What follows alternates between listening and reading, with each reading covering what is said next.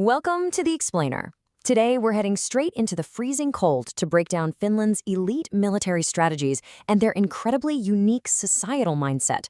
We're looking at a nation that sits right in the Arctic region, sharing a massive, quiet, and honestly, deeply tense border with Russia.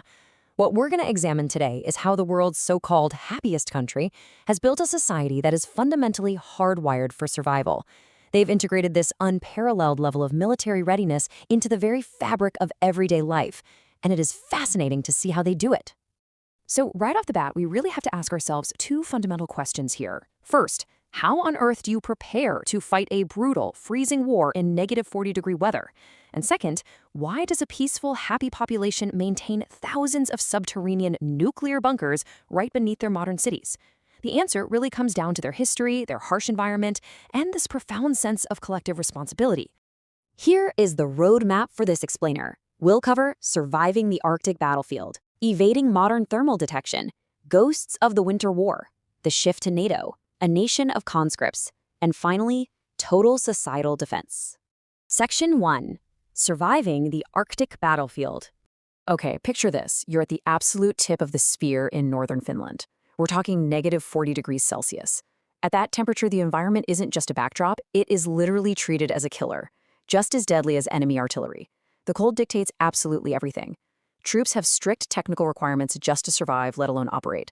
They literally have to navigate huge warehouses just to get dressed properly. It's this super complex system of layers, starting with a mesh shirt to trap heat, then heavy gear, and finally snow camouflage. Every single piece of clothing is a calculated defense against a temperature that can stop you dead in your tracks. And the training to handle this? It's intense. A huge part of it is mastering panic. Get this, conscripts are actually put on skis and intentionally plunge into a freezing, icy river. And no, they aren't allowed to just wildly scramble out. Instructors make them float there in the ice and answer calm questions like, what's your name and what's your job? Only after they prove they aren't panicking are they permitted to climb out.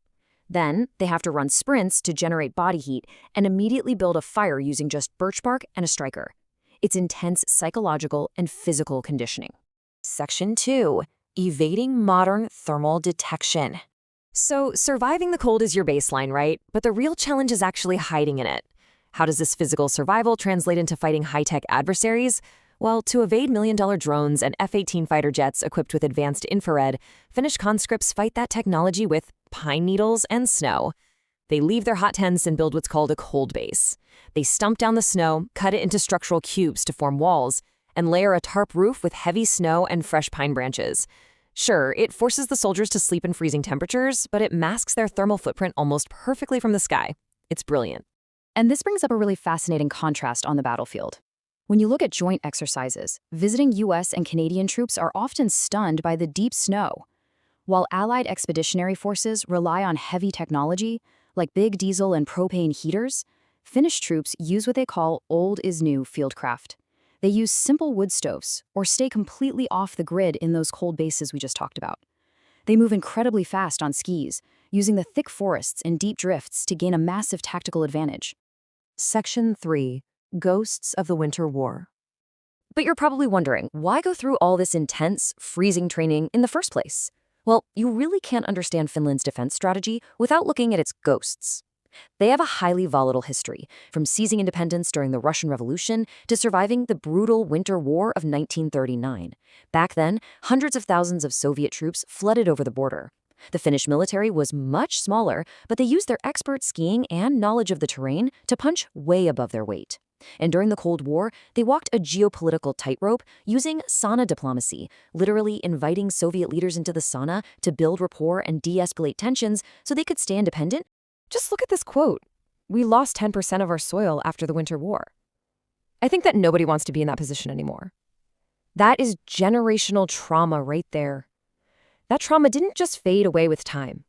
The border shifted, blood was spilled in those snowy forests, and the entire nation internalized one profound lesson. They must always, always be prepared to fight for their sovereignty, because history has shown them exactly how quickly it can be threatened. Section 4. The shift to NATO. Now let's look at how that deep-rooted vigilance sparked a massive geopolitical pivot. For decades, Finland's strategy was strictly neutrality and self-reliance. But this chart is absolutely wild. Following the invasion of Ukraine, public support for NATO surged practically overnight. When trust was broken in Eastern Europe, the Finnish public realized that their carefully managed non-alignment just wasn't going to cut it anymore. So in April 2023, Finland officially joined NATO, instantly turning their massive border with Russia into the alliance's newest and arguably most complex eastern frontier. Section 5. A nation of conscripts. But here's the thing, joining a global alliance didn't change their bedrock internal military structure. Defense remains deeply domestic. If you speak to soldiers on the ground, they'll tell you that mandatory conscription means the capacity to fight is literally woven into their everyday lives. Almost every young man is required to serve for up to a year. This creates this immense reserve force. It means skills like Arctic survival and marksmanship aren't just for a small professional army. If the bell rings, the everyday workforce essentially becomes the army. And they absolutely need that level of nationwide readiness because they are guarding a 1,000-kilometer heavily forested border. Today, that border is completely closed, tense, and silent.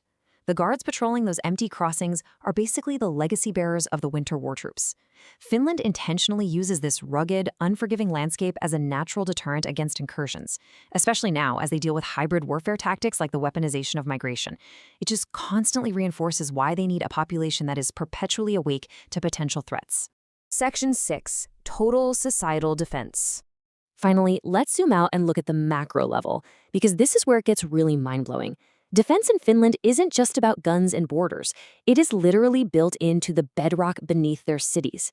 Deep beneath Helsinki, behind nuclear-proof pressure doors, sit over 18,000 square meters of massive caverns. But they aren't just sitting empty waiting for a war. They are dual use. On any given Tuesday, civilians are walking underground to play in a hockey rink or swim in a pool that within 72 hours can be converted to shelter a neighborhood from an aerial bombardment. By using them daily, they stay constantly funded and perfectly maintained. To put this into perspective, Helsinki has enough shelter space to protect over 900,000 people. The city's entire population is only 680,000, and there are thousands of these shelters nationwide. The government isn't just protecting the people. The infrastructure actually empowers the people to protect each other. It creates this powerful sense of collective belonging, and honestly, a lot of people speculate this deep sense of security is exactly why they rank as the happiest country on Earth.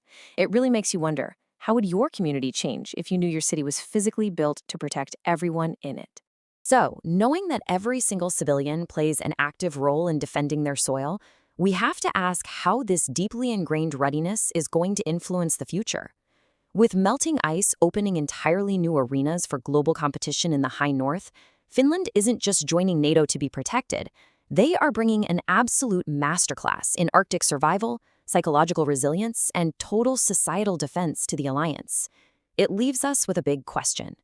As global tensions shift, will other nations look to the Finnish model to understand what it truly means to be prepared?